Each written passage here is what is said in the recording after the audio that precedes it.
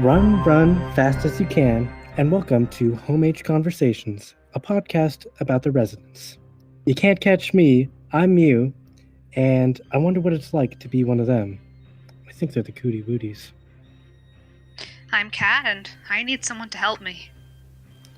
Look, hard as you can. You can't see me. I'm Mole, and I'll be buried with my Ted Williams cards. And I'm Rabbit, and whatever happened to music? Poor old family of man, never mind me, I'm just Sparky, and damn this knife is dull. So, as you all have just heard, we have a guest host with us today. It is the lovable, the huggable, the sensational Sparky, who is the former host of the first podcast about the residents, known as the Bogcast. Hi, Sparky. Hello. Hi, Sparky. Hello, Hi, everybody. Skippy. He's also known as Spanky, by the way. Spanky, Spinky, Spunky, Spunky, Sparky. Poopy. Spooky. Spang. S-Man. So, our topic for today is The Gingerbread Man, which was a multimedia project the residents did in 1994. And a little bit beyond, because with the nature of multimedia, if it's the 90s, by the time you've put out something, new technology has emerged and the residents just can't get enough of that. It could even be said that they can't get no satisfaction. Very nice. Thank you. And it's based on the nursery rhyme of the same name, the Gingerbread Man. I had never heard of this before. Maybe it's Had you really? I'd never heard of the Gingerbread Man. Wait, are you serious? Yes. I even watched Shrek and I didn't get it. Oh my god. Oh my You never read The Stinky Cheese Man? Was that in there? What? The what now? It's like a whatever. Yeah, okay. It's Yeah, a parody of the Gingerbread Man. It's like What? when you're like I thought it you're was like, its own independent thing. Wait. So you thought? Oh my god. So you What's- thought, What's interesting about the Gingerbread Man for me is I've known this since I was a child, yet the Residents version has completely taken over any understanding I had of it, to the point that I don't even know if there was any sort of melody or rhythm that the Gingerbread Man actually sings in the story, or if what I know and always sing is just what the Residents created. That's true. I've thought that there was like a well-established Gingerbread Man song.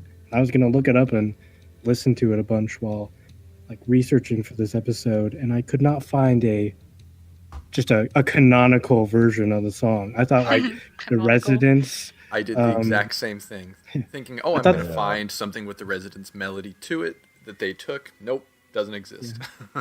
Yeah, I was kind of like, I was like looking it up on YouTube because I was like, well, if it's a real thing, I better get familiarized with it. And with sort of the nature of YouTube and nursery rhymes, I expected approximately 100,000 videos of some generic female voice singing this theme. Probably like not in a minor key, but still a song. No, they were all just readings of the story. Yeah. But the beauty Right. is, in my mind of kindergarten and first grade, what I'm hearing in my memory is the Residents. I'm, Yeah, that's pretty crazy. I'm still a child, and I just now learned about this Gingerbread Man thing. I think I believed it more because at the end of the album they have a child singing their Gingerbread Man theme. So it's like, oh, I see, I get it now. I feel like that is definitely part of it. Well, for other people who aren't familiar with the nursery rhyme, does someone want to explain what happens in it? Yeah, so it's about an old couple who wanted to have a son. So they cooked some gingerbread cookies and they made a little gingerbread boy. And this little gingerbread boy, I guess upon emerging from the sheet, becomes a gingerbread man. And runs away. Cue the Benny Hill theme, everybody's chasing after this little gingerbread man, and he tries to cross a river, and this fox is there, and it's like, hey buddy, I got you. And the gingerbread man's like, aren't you gonna eat me?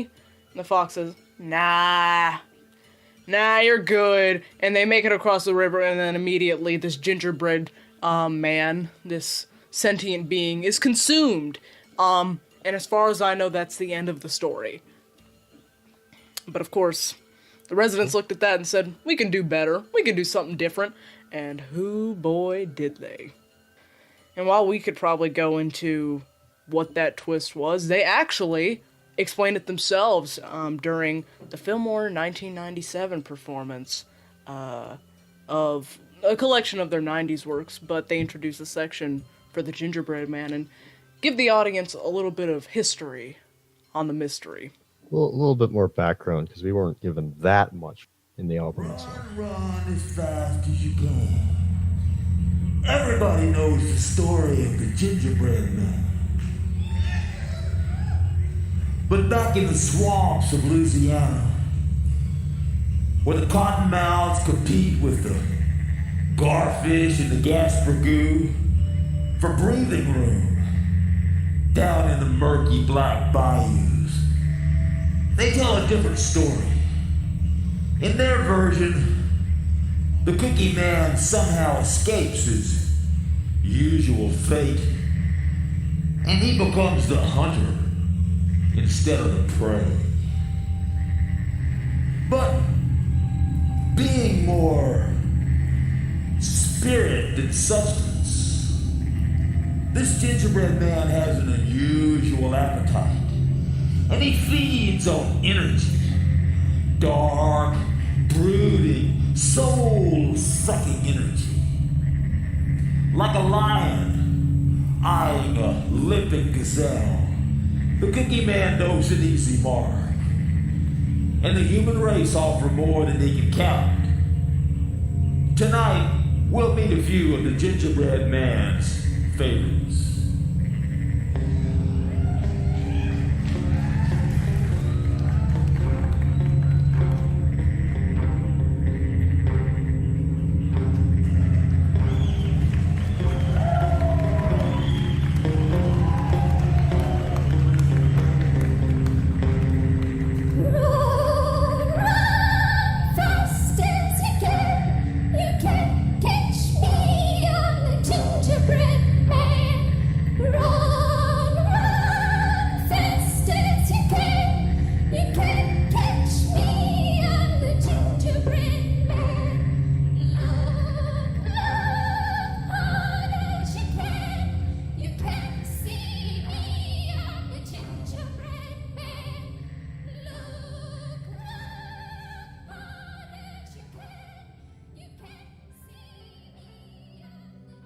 So the album itself is based around 9 characters, all of them bearing their own portraits and their own thoughts, which basically makes up most of the music and follows a certain theme.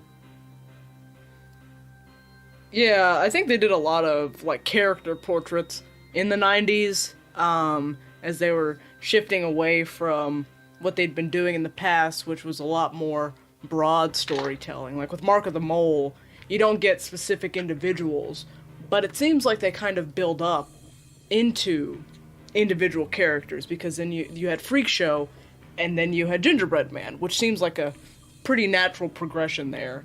And right after that, you had things like Bad Day on the Midway, and then Wormwood, who also had that. And almost to an extent up to Demons Dance Alone. Yeah. With Bob. And I think it shows up even like in the 2010s with like the ghost stories from Talking Light, or the shadow stories from Shadowland, or even like the little movies they did for In Between Dreams. Or Yeah, definitely. or even Randy for The Wonder of Weird. Yeah. I think that Gingerbread Man is very unique in the way the residents do this sort of character portrait thing, in that they have this unifying theme across the album, which they don't ever really do in any other projects. That's exactly what I was going to get into. Gingerbread Man seems to be a very divisive album amongst new and old fans alike, because every track follows a formula to an extent. No two tracks, if you really listen to them, really are alike at all, except they follow a formula of Ginger's theme, followed by kind of the outward thoughts and emotions of one of the characters, followed by internal struggles and strife that they might not share otherwise, followed by an outro. And to many people listening to it for the first time, they might just hear Ginger's theme playing at the beginning of each track and think that every song sounds the same, when really it's just a great use of leitmotif whenever this gingerbread man is present, knowing that we all have a gingerbread man inside of us. Yeah. And I think also what makes it so distinct, and I think this is an aspect that a lot of people end up missing, is that because of the multimedia aspect of the album in the first place, it's more than an album. It came with like one version of it, when you put it into a computer, it was its own sort of CD-ROM program that would allow you to kind of manipulate the songs to an extent. So hitting certain keys would make images change or appear and make text show up or play like sound clips from the characters' thoughts, and busts of the characters were present on the screen, and they were spinning around, and you could sort of make them go all over. And those busts were made by Lee Barbier, who would collaborate with the Residents a lot more with further projects. And she had already been involved with the Residents, and because she collaborated with Homer for the Freak Show painting. Oh, right. Oh man, yeah. Oh, I totally forgot all about that. There's a lot of collaboration going on with this album and this project as a whole. The whole album seems to be kind of a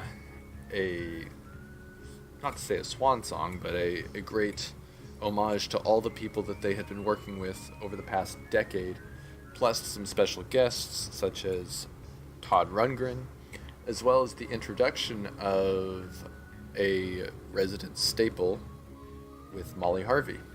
Yeah. And how we love her so Absolutely. much. Yeah, What a and there was wonderful person. there were some other guest vocalists on there too, such as Lori Ama, Diana Aldman, and Isabelle Barbier, who couldn't have been older than 6? Can I mention one last funny thing about the CD-ROM? Yes. So when I first got the Gingerbread Man expanded CD, probably around 2003, I had a relatively new, what were they called? PowerBook G4. What? Macintosh computer. Oh. And it was able to run the disc. But what it would turn out is that the expanded CD-ROM portion of it was programmed in such a way that, with the idea that most computers wouldn't be able to handle the level of graphics that were required to play it, it was programmed to play at the highest speed your computer was capable of playing, knowing that there shouldn't be a cap because they wanted the animations to play, as fast as the fastest computer could handle them. The problem is, only 6-7 years later, computers have gotten so much faster, so much in such a short amount of time beyond what any programmer could have imagined, that the game is borderline unplayable because it moves so quick with such absolute lightning speed, seizure-inducing speed, you just can't even open it anymore. If you played it on a modern, say, gaming PC, Gamers Rise Up, then it would probably just be over in a second. Yep, the audio would play at a regular rate, and the animation would be over in less than a second. So That's crazy. perhaps could it be said that it runs as fast as it can? Oh no. Hey, Mole. Yes, Yeah. it absolutely can. Yeah, Mole, can I talk to you real quick? Can I have a sidebar? Yeah, what's up? Leave. I don't want to host this podcast with you. Well, the conversation is canceled. And that This will be our last I thought it was a- episode. That was We've It had was a a good long dead podcast residence while it lasted. Fun fact actually about that is there are some games that come out today that still do that What? run as fast as they can. and yeah, people Yeah, there's still don't learn, and then eventually computers get super fast and problems arise. So I think at this point we should also mention our thanks for our buddy Ned Hurley. Because there is not a lot of, I don't know if you know this, but for games that are old enough to vote, there is sometimes not a lot of, you know, ability to play those. And Ned provided us with like screenshots and playthroughs of a slightly glitchy but not incomprehensibly so, like a playthrough of the game. So shout out to Ned for all of his Because- help. Thank you, Ned. Let's give him a round of relatively quiet applause. we'll edit in Mike.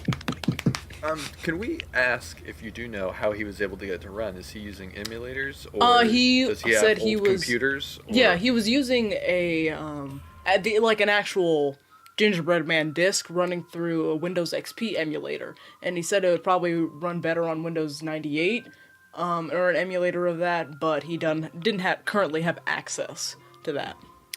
Yeah, Yeah, I'd pulled out my Gingerbread Man disc and purchased a disk drive, but it needed OS 9, and it turns out new computers don't come loaded with OS 9 anymore.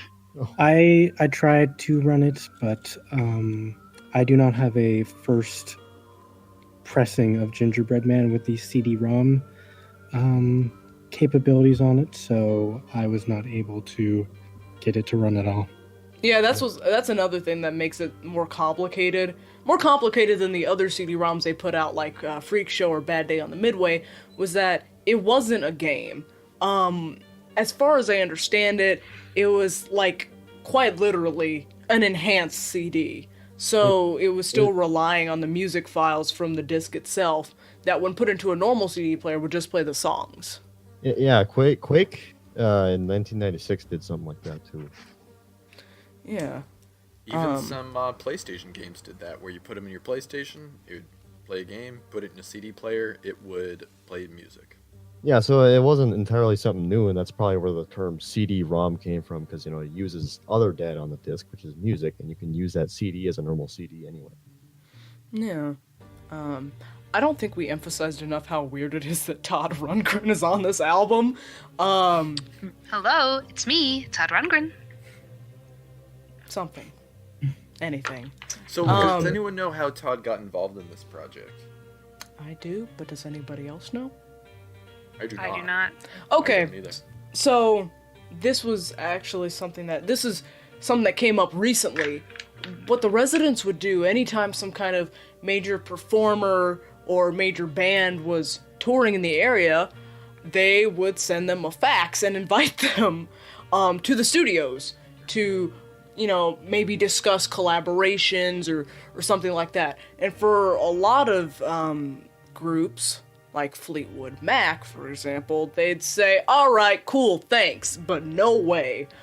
But sometimes people like Todd Rundgren said, sure, and came by, and collaborations happened out of that. Of course, he was apparently very confused about the whole affair, but apparently not too confused to be on 3 tracks.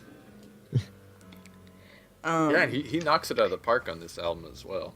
Yeah, it sort of seemed like he reached out to them himself by the intensity with which he kind of portrays these characters. Yeah, I'm imagining a world in which Stevie Nicks collaborated with the residents, and I think I know where I'm going to go when I die if I'm good.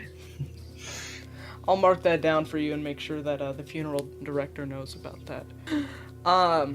So yeah, Gingerbread Man was a whole lot of collaboration and multimedia stuff, and of course, if it's the residents, there's usually some kind of live rendition, and this was no exception. So it was the content was revisited for the shows, the Halloween shows at the Fillmore, as we sampled earlier, and later they had these animations made by a fellow named Doug Carney for a few of the characters, which used a blended technique that incorporated the bust made by Lee Barbier onto like larger moving images and stuff like that. And those were put onto Icky Flicks, which was a DVD containing many a flick, all of which were decidedly icky. And they took that on Most tour. of them were icky. They weren't even wrong when they named it that, but I love it. I thought it was quite nice. I liked it. Don't worry, but it was gross. And yeah, and a lot of the videos from the Icky Flicks DVD seem pretty popular on YouTube, and I think the Gingerbread Man is no exception.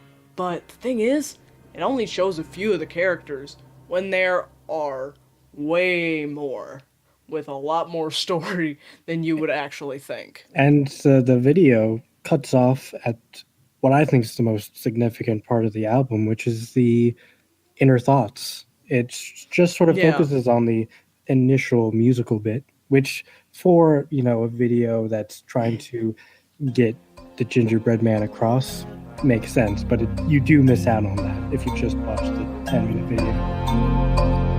Only hours away could be a man with $1 million.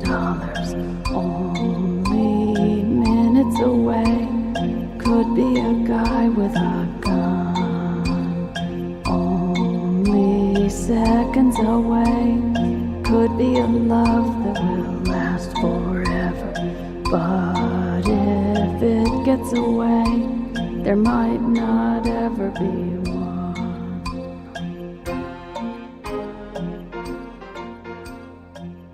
The first track is, of course, The Weaver, who, I think, to put it simply, has an acute anxiety disorder.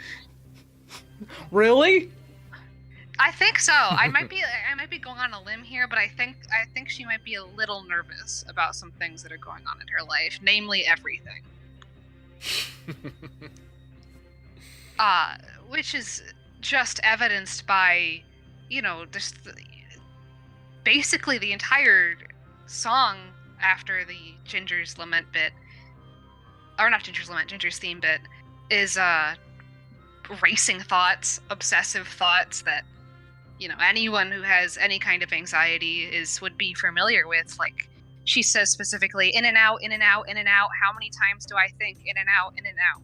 Like, that's just textbook anxiety. Specifically, I get OCD vibes from it, with the ruminations and just like these obsessive thoughts you can't stop. Because the more, the thing is, you want to stop a thought, so you say, stop thinking about pink elephants, which of course makes you think more about pink elephants. And I think that's I think the basis of her problem there is that she's obsessing over whatever thought occurs to her, which is from anything but from what color she's weaving as her job, she's the weaver, to, I think my kid is going to be slaughtered in the streets. Yeah, she Know what I thinks mean? about it in kind of in this way that is both horrifying and quotidian. And she seems kind of unbearable to be around. Because on top of being anxious, the vibe I get from her story is that she's also just so overwhelmingly Overbearing. Yeah. Oh no, say one thing that I love about the flow and just, I guess, the way that this track was written is that one thought, as you're saying, one thought leads to the next in such an organic way, as far as, starting with something menial like, I'm doing a repetitive task, to, gosh, I'm seeing the same color and it's not the right color. And then from there it's, where's her husband? And then from where's my husband, it's, I know he loves me, but there's always a but. And then from where's my husband to where's, or maybe that is Ken her husband or is Ken the kid? That's always actually interpret something Ken I'm a as the little husband. unclear about. Or maybe Ken's the kid. But I guess it goes, I had assumed Ken's the husband because she talks about, I know he loves me, but it's just the way that the whole anxiety just builds from this tiny little Spirals. pebble and spirals. And anybody who knows anybody who suffers from anxiety knows that is such a classic way that it manifests, and it's one of those, it just goes to the genius of the residents as far as being able to personify absolutely. that so clearly, whether you realize it's happening or not. I may or may not know somebody who suffers from anxiety. And that person may or may not be me, but I don't know who it may not be. It's one of those classic mysteries. In any case... Actually, you could probably make that 2 people, because I do too. Woohoo! Ooh, anxiety buddy. Gonna go out on a limb and say... podcast about the residents. People in the world might have anxiety. What is anxiety? I'm saying it. It's something people might have, where maybe they're nervous. Or maybe they're nervous, maybe they're fine. But, no, basically just... Like, again, like you said, like the way the thoughts build up on each other, and one thing snowballs, I think would be the term for it. Like, obviously when she's saying in and out, she's specifically referring to the motion of the weaving, but in a more abstract sense, it's also that how often do I think, or how many times do I think these thoughts over and over and over again? How many times I'm going to think about this guy following my kid, or how my husband can't really help me, or, where is this person, where is that person, you know what I mean? Like, it's just not so much, she is saying, how many times do I think, like, how many times do I have to do this, weaving, but how many times do I have these thoughts over and over and over again? Check it out. One last thing to touch on that is that I feel like the act of weaving is such a repetitive motion that all you're left to do is be alone with your thoughts in that case, which is going to lead to more and more anxiety. Yeah, it's kind of like, like showering. It's like, you're just sitting there, you're not really doing much else that you need to think about. So what do? You think. Yeah, and like kind of the numbness of repetition creates this like an open space where it's sort of like if you have like a run in a pair of tights, and one little thing means like pretty much you have like breakaways. And how it sort of unravels the whole thing, which is very convenient in terms of linguistic little puns or whatever, with the fact that she's the weaver. Her thoughts sort of unravel. Mm-hmm. And, here we have in the story, the in-game story, she's talking about, like, she doesn't really have, like, a great marriage, like, it's an okay marriage, but it says, but this minor mental aberration was mild compared to the webs she spun concerning the safety of her children. They were never far from her thoughts, and never far from an accident by death, or etc. And it, again, the obsession, like, I can only keep bringing it back to this, but it's, like, almost like the residents were like, here's a woman, and we're going to call her Mrs. OCD, because it's literally just that, like, this, she doesn't, like, it says then later on, she never completely believed her daydreams, but she tried and tried and tried and tried. Like, it's just this, you can't, the more you try to stop it, the more they continue. And she's just having these terrible, all-consuming thoughts, which are probably, like we've said, driven on in part by the repetitive nature of her work. Yeah. Also, I love the language they use in the story. It sounds a lot like, I don't know, some of the stuff that comes later as their work gets darker, with her daydreams of tiny bodies blanketed by blood, or cherubic? Every time something starts with CH, I can't pronounce it. Cheeks gagging on golf balls. Like, it's horrifying, but also kind of funny. The use of alliteration through that's what I was about to say. Gingerbread Man it's amazing. It all the is. back Which of the I box think, quotes and everything is. now that I think about it, and this is something that just occurred to me, it almost harkens back to the original, like, children's story, children's rhyme in nature, because you find a lot of alliterations in children's things, like think Dr. Seuss, for example. I feel like if you looked at a Dr. Seuss book, you'd find a lot of alliterations. Yeah. So I think that harkens back to that. Yeah, I feel like the Weaver's story, like, in the game itself and the imagery they use in there, I thought it was pretty illuminating compared to her video, because you see these like shots in the video itself of all these like weird expanding worker faces, like all sorts of shifting. I had no idea what that was about, but then the CD-ROM came to light. Yeah. Yeah, which that's another thing, right? So she's having these thoughts, she's doing this work, and she's completely overwhelmed, which, you know, she's talking about how her husband tries, but he can't really help her, and she says, I need someone to help me. And also in the CD-ROM, you see these patterns, and the patterns are all, if I recall correctly, Soviet patterns from the 20s and 30s. Yeah, so the background images that certain keys will pull up are these Soviet textiles that were used as propaganda back in the 1920s and 30s, yes. And again, in her story from the game, it also mentions that this inclination towards romance usually came cloaked in the form of her strongest belief in the cause of the worker. So she's also a little bit of a socialist. Which is so awesome. Yes. Because the way they use it with her character is that Exactly. she cares so much about the worker, and, you know, it's so important to her, but only because it's entirely self-serving. Yeah, she wants someone to help her. So if there's, you know, workers and everyone's helping one another, then there's going to be someone more specifically helping her from down below or wherever she, you know what I mean? Does that make sense? It kind of sounds like I was talking out of...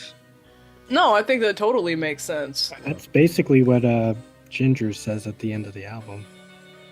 Yeah. I think she feels so overburdened by life that it's like a job of her own to even remain alive. Yeah. Poor thing. Do we want to mention as well where these stories are coming from? So with all these stories that are in the game, it's complicated because I didn't know most of these existed until about 4 days ago. So each character within the CD-ROM has a story that is only revealed after an extended period of interaction and then clicking on some icons, and you have to interact with 2 characters to the completion of their track, and then you can click on some icons and their story shows up. And I just didn't know they existed, and most people didn't, and we're working on getting that to be not a thing that goes on anymore because I feel like they're pretty important to the characters. But as it turns out, in the Fillmore 97 shows, the 3 characters they cover the songs of there, which were the aging musician, the sold out artist, and the old woman, they all had these intros that happened to be the songs, like the stories for the songs from the CD-ROM. So that's a little bit about that. I'm glad that we found out about those after we drafted out our little outline for this episode, and we're all set to record, and then that just information bomb dropped right beforehand. Yeah. I'm choosing to ignore it and go on with my own interpretation. The wrong interpretation. But wasn't it good old Ned too that found these? For us? Yes. Yeah. It was Ned. Yeah, some more credit to him. Genius. It's interesting looking at the screenshots of them. They seem so out of place. Like, these really were meant to be hidden in the CD-ROM. These were not meant for anyone just to find and see. The, plain I think they white want you to text come to box. your own conclusions Of first, course. and then they tell you what the idea was behind it. But I think that also has to do with the nature of the tracks, because the vocals on it are very low for the most part. They're added texture, and so you'd have to read the lyrics and read the text on the screen, and refer to the imagery they use to even begin to craft your own interpretation of it. And I think the stories, I see them more as just interpretations of their own, because some of them are super direct and some of them aren't. But I think the topics mentioned in the stories can all be kind of inferred from the imagery they use. I think that The Weaver is a really good track to open the album on, because the fact that she has these very obsessive thoughts. It sort of establishes when you start hearing her inner monologue that you're listening to her thoughts and not something she's just saying out loud. Yeah. So by the time the next song comes on, you have an understanding that, oh, this is, the person's inner thoughts. They're not saying this out loud. Yeah, and I never thought about it like that before, but it does help clarify, especially because in the audio style, the thoughts all merge into each other, and they kind of come to a peak, and then it leads us into the next track, which on the album itself is The Dying Oilman, but I don't think we're getting to that one. Can I say real quick, one really nice way that they help differentiate as well between the kind of inner and outer monologue is parts that are sung are presumably the way someone is outwardly expressing themselves, versus the spoken parts are the inner thoughts and monologue, not meant to be heard by anyone else. Yeah. Wow. Yeah, I like that. That is so true. Sparky is galaxy brained. Shout out to Sparky. And again, but what's, anyone who knows me knows I tend to listen a lot more to music than lyrics. And again, I've had this album a minimum 15 years. And it wasn't until I was invited to talk on this podcast that I actually started reading the lyrics. I had no idea. I had no clue what any of these things were because, I would sing along to the sung parts, and then the rest becomes more music texture, vocal texture, as opposed to something that really jumps out at you. And once you go read them, you realize, oh, crud, this is some dark stuff. Yeah. Not that I would have expected any different than Resonance. I wasn't expecting... Especially in the 90s. Yeah, especially for the 90s, and especially post Freak Show, pre Wormwood, pre Bad Day. It's some heavy stuff. 90s in general, they were pretty heavy with the stuff they did. Catch me in my Jinko jeans. They're brutal. Listening to Gingerbread Man. You already know what's going on. One other thing that I was kind of realizing as well, just the other day, was every character, every persona on this album, they are all, they're all middle-aged or elderly. There's no young people on this album. And I was wondering from a writing context if these were feelings and anxieties and fears that the residents themselves were feeling during this time, because we don't know exactly how old they are or would have been, but we know that in 94, 95, that would put them probably in their, mid to late 40s. And I was wondering how much of this album was really an observation of themselves and the people around them, and the fears and anxieties that people reach when they approach middle age. I think that actually is something that comes up in the next track we're covering, which is the Sold Out Artist. So let's get into that. So we shall. Out in the street and under the sun, I kissed his feet and loaded his gun. Sooner or later, everyone does. Everybody feeds the fat boy.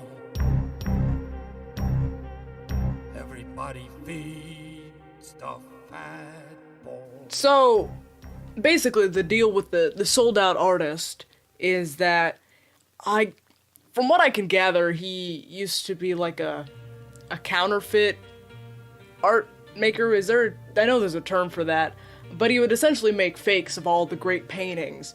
Art What? Kind of like an art thief.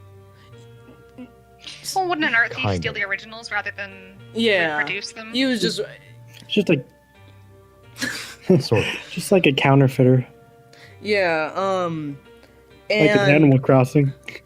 yeah. Yeah, you're Crazy Red from Animal Crossing.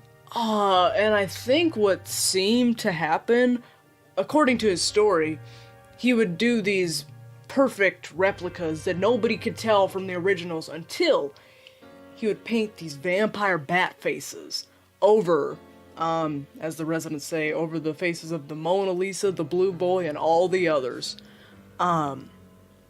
And I think there's a very simple way of seeing this, which is from the perspective of him being a cynical artist. But this also leads me to kind of the perspective that the Residents could be taking with the Gingerbread Man album as a whole, which is them observing people around them, and people maybe that run in similar circles to them. I can definitely see the Residents running into these types in the art world. People who just think the world is garbage and it's all meaningless, and become really bitter through that. But also, the Residents, through reflecting these sorts of people and these sorts of mindsets, differentiate themselves. Because, the sold out artist is making counterfeits and reproducing art and gaining success from it. Well, the Residents sort of do a similar thing, right? You take the American Composer series, which is music about music. It's all covers. And then they did it visually with Meet the Residents. Yeah. Which leads me to the topic of vampires. See, the sold out artist cannot shut up about vampires. In his mind, What's a vampire? everything is a vampire. Me, vampire. You, vampire. His So idea. is Except the for- artist actually just a moody teenager? Ooh, not actually middle-aged, she's just a teenager in disguise. So the thing with vampires and He sold invented out Twilight. artist, he thinks everybody is sucking on something. Everybody engages in a little bit of vampirism in some kind of way. And he thinks that by painting vampire bats over the faces of all the old masters makes him really no different, but more honest and self-deceiving. And it seems that he's had a great deal of success through this and has isolated himself from all the other artists he knew, because it seems that he believes them to be just as, he believes them to be vampires too. Like, everybody is copying the greats and just not admitting to it. But I think there's more to it, because the other thing that he focuses on, which is in the second half of his track really, is he talks about Ted Williams. And Ted Williams is a kind of hero to the artist. Like, he talks about, I don't know, I don't understand baseball terms, which makes me sort of ashamed to live in No, a place time where the is- Royals won the World Series a couple years ago, and I don't even know baseball terms, but he says he hit 406 in 1941, could have sat out the last game with a 3.995 and gone in the book as 400, but he played and he went 4 for 5. And he says Ted Williams never sucked. And that's what I like, really, about this track, is the Residents could have easily just made it be like, he has no hope in the whole wide world. There's nothing good to him. But instead, they give him something to look up to, because with baseball, you can't really fake being good at baseball. You either are or Alex you aren't. Rodriguez did it. No, I I'm think sorry, Alex Rodriguez. You're I not think- sorry. I think you're spot on. They gave him. He's so cynical, so negative, so against every single artist and creator and person out there, except he has this one bastion of light, this one beacon of goodness. And that was presumably someone who he idolized growing up, Ted Williams. And to translate those baseball stats for you, what that's saying is that he had a really good score.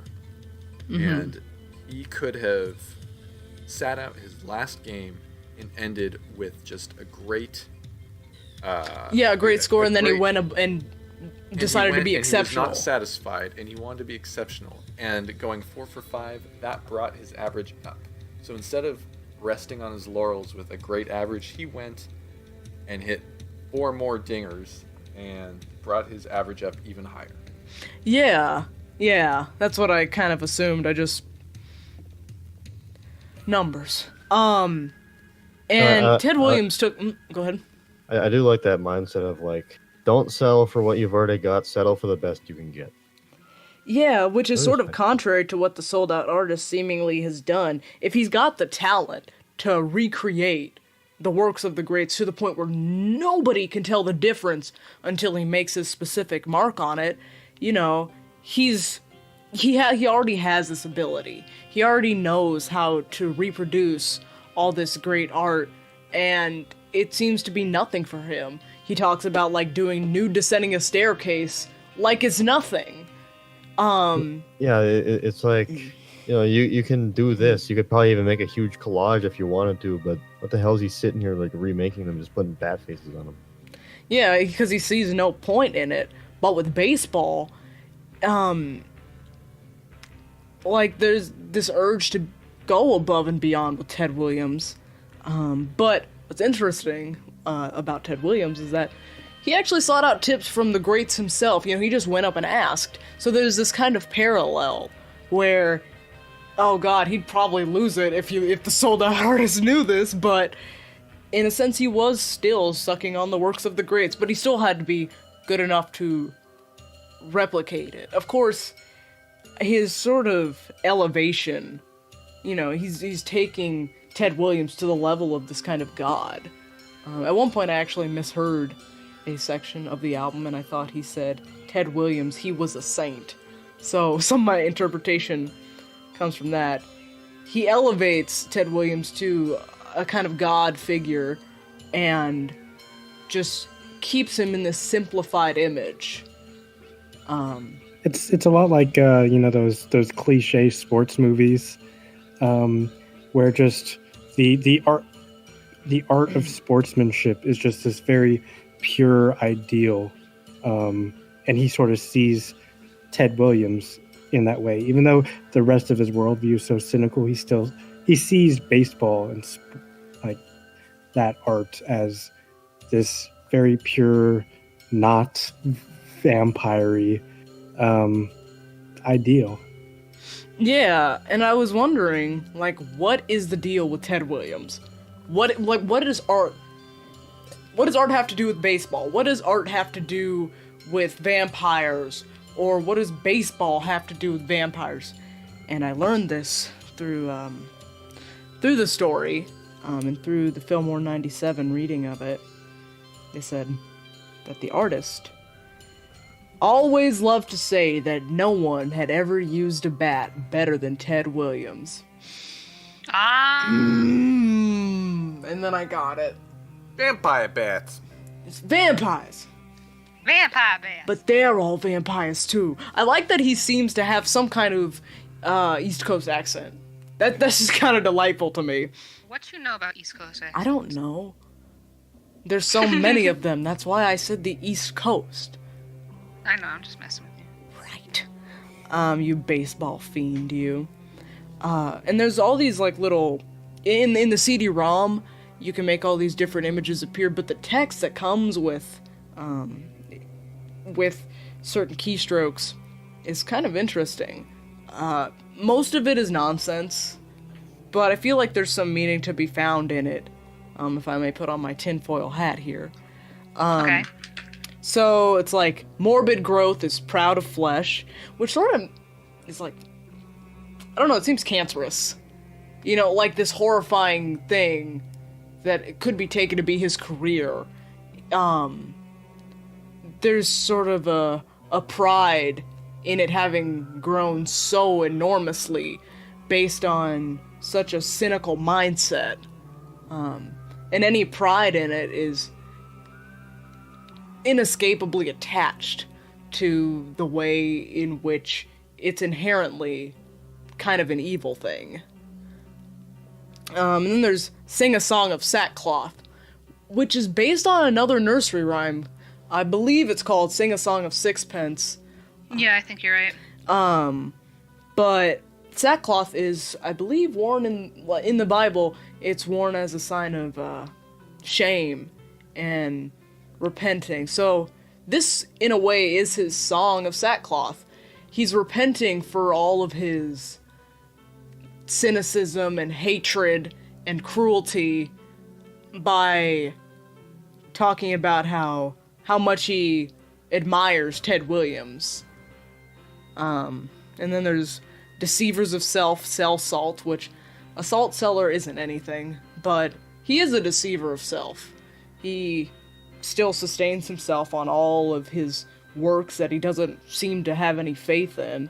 And he sells it to people who really don't pick up on it. They don't realize, and they see him as being amazing while never truly getting at the meaning behind his works. You see it in the video where all these art types are standing around in a gallery pondering, as one must do with modern art.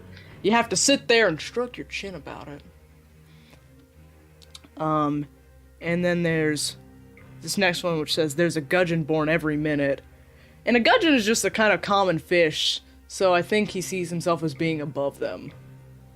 So, yeah, I think it's interesting. Fish are meant to be caught. You bait and catch your fish. Yeah. I think the idea that there's, as P.T. Barnum said, there's a sucker born every minute, and this is just, he baits up with his art, and they we just know bite. He's successful. Yeah. He knows that he's going to next to Nude Descending a Staircase and sell it for $100,000. Yeah. People buy into his art, whether they truly understand it or not. Yeah, I think especially the example of Nude Descending a Staircase, because Duchamp really overturned the art world. People were enthralled by Nude Descending a Staircase, but they also really hated it. There was, so many articles referring it to, shingles descending a roof. It was just not well received, but it changed the way people thought about art altogether. And then the sold out artist is here whatever, I'll do that next. Like the way somebody would choose what they'd eat for lunch. Well, if you've ever looked at, or if any of the listeners have looked at Nude Descending Staircase, it is impossible to understand. It is impossible to comprehend what is happening in that painting. Yeah, and in the game as relating to the title Nude Descending a Staircase. Yeah, in the game itself, there's actually a picture of the sold out artist version of it, and there is a vampire bat face put in there, but I'm curious to know where it would be put. Yeah, it's just kind of up in the right corner, but there's no discernible face. But I think he doesn't even care that there's no face in it, and he knows the people that are gonna pay $100,000 for it aren't gonna care either. Yeah, it's like how people, they pay $1 million just for this thing that's just two colors on one canvas. What I mean is blocks of color. I know. And I know what artist you're talking about. Back off. Color field paintings. Color field paintings are important. They're important, but importance doesn't always sell for $1 million. Don't try and trash modern art. Yeah, especially on a Residence podcast. I think that's not gonna go over too high. Because there are people who spent $100,000 on a refrigerator. And if I had $100,000, I would totally buy that refrigerator. But I'm sure there are some random stuff inside, but I'm sure about the refrigerator. Other people who aren't Residence fans would think that's a pretty ridiculous price, but we see the value in it because we all buy into it. I think a lot of the characters in the album experience a kind of personal death that isolates them from everybody else. So, with the sold out artist, it seems that he sucked up to somebody long enough to get his way to the top, and he realized once he was at the top that it was all kind of meaningless to him. But I also think it's important for the residents as artists to be commenting on this, because clearly if somebody's willing to pay $100,000 for it, there's a chance, for $100,000 for some piece that he makes, that the sold out artist makes, there's a chance that it could mean something. I mean, the art world, especially at that level, can be pretty cynical, but art as a whole, I think the residents recognize very well. Even modern art can hold deep, sincere meaning, and the sold out artist has no way of perceiving that, because he's so lost in his own cynicism that he can't perceive anything else. But maybe he's playing on the cynicism of the art community, in the sense that, now this is my cynicism, but I feel like a lot of people spend a lot of money on art that they don't get it. They want it because it's the hot thing to have. Yeah. And maybe for him, it's the, man, I can sell anything to anybody at this point. They're gonna buy it. They're gonna spend buku bucks, and they don't truly understand that it's a slap in their face, not mine. Yeah. And so I wonder if that his kind of transformation as a person came from the fact that he realized nobody got the meaning of what he was saying. Exactly. I think that's... Yeah. Yeah. I like how, compared to the other stories in this album, the sold out artist is probably one of the least dark stories, because in the end he sort of has this mood like, you know what, I might have sucked up, but hey, I'm getting $100,000 for this, so Yeah. Everybody might hate that. me, but I'm making money, and what they hate But- is that I managed to succeed with my cynicism. It basically is like, I sucked up to get here, but hey, now people are sucking up to me. So there's a kind of humor to that, even so. It is still cynical, but there's a lighthearted aspect to it buried within that cynicism that I like, because it contrasts a lot with the rest of the album, which is just dark. Yeah.